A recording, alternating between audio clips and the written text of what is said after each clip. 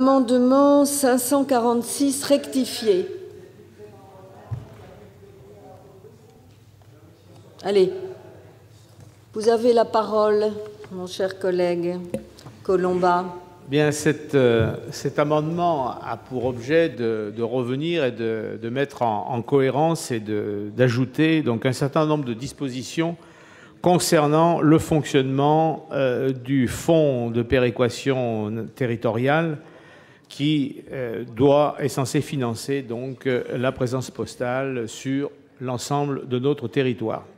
La première partie, je serai relativement bref puisque j'ai déjà défendu ces propositions qui ont été refusées, mais enfin la réflexion peut-être, c'est revenir donc redéfinir les ressources du fonds, une contribution de l'ensemble des prestataires de services postaux, une majoration à la contribution financière au courrier non adressé, ce qui rejoint les préoccupations de mon collègue Dessessart, et ensuite donc une contribution des opérateurs financiers.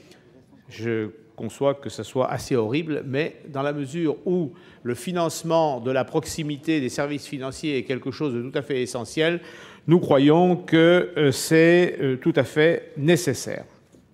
Ensuite, un ensemble donc de propositions pour préciser, parce que certaines existent déjà, et pour compléter les modalités de fonctionnement donc du fonds de péréquation.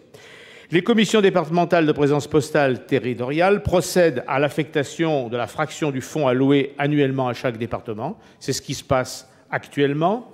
Celle-ci est effectuée dans le but exclusif d'assurer le meilleur service public de proximité possible, indépendamment du statut juridique des établissements ou de la nature des opérations que ces établissements effectuent. Cela mérite un petit commentaire. Pourquoi cet alinéa?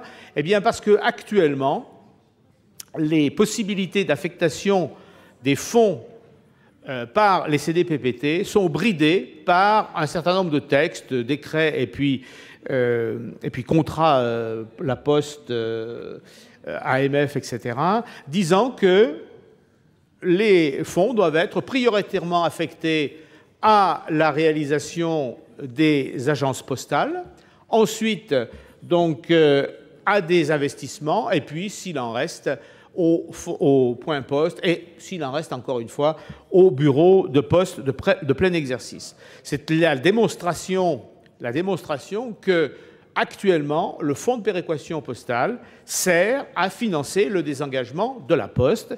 Il sert d'abord à permettre le dégagement sur les collectivités territoriales des obligations de la Poste. Donc, en disant qu'il faut que le fonds soit financé indépendamment de la nature juridique des objectifs, mais selon les besoins, eh bien, nous allons dans ce sens-là. Et je conclurai en dernier point. Ce que nous demandons, c'est que l'État présente chaque année, à l'occasion de la loi de finances, un bilan du coût et du financement de la présence postale sur l'ensemble du territoire, ce qui permettra de savoir si effectivement les obligations sont remplies.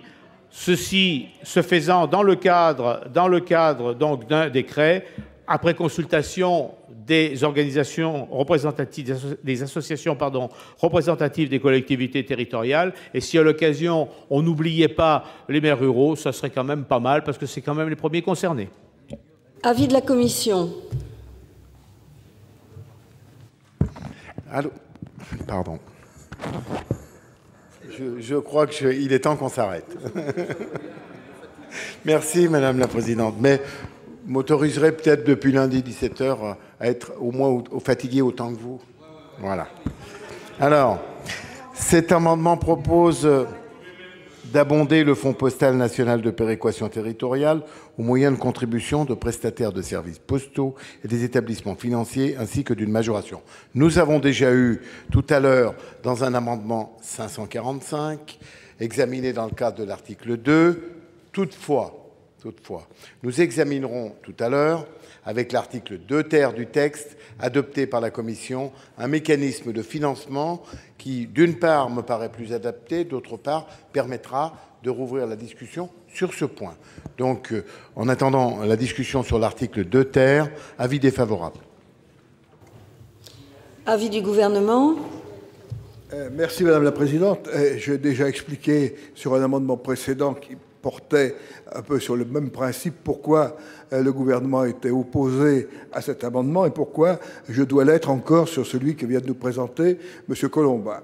En effet, la directive 2008-6 du 20 février 2008 modifiant la directive 97-67 en ce qui concerne l'achèvement du marché intérieur des services postaux de la communauté, et je donne toutes les références pour bien montrer que c'est solide, dans son considérant 30 interdit expressément de faire financer les missions de service public par des prélèvements par les opérateurs.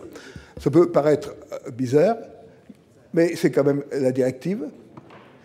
Et c'est une raison toute simple qui explique cette directive, c'est que la Poste française est la seule à avoir des obligations d'aménagement du territoire. Donc, pour des raisons qui tiennent à l'application d'une directive qui s'impose dans notre droit interne, je dois malheureusement, M. Colomba, donner un avis défavorable. Merci. Oui, M. Colomba. Explication de vote. Je suis bien certain que M. le ministre est parfaitement désolé de devoir me donner un avis négatif. Ça, c'est sûr. Simplement, vous m'expliquerez comment fonctionne le fonds de compensation du service public universel. Vous me l'expliquerez. Parce que là, c'est bien les opérateurs qui contribuent au service universel. Bon. Je ne suis pas du tout convaincu par votre... Mais ça, on en a discuté, je ne veux pas revenir là-dessus.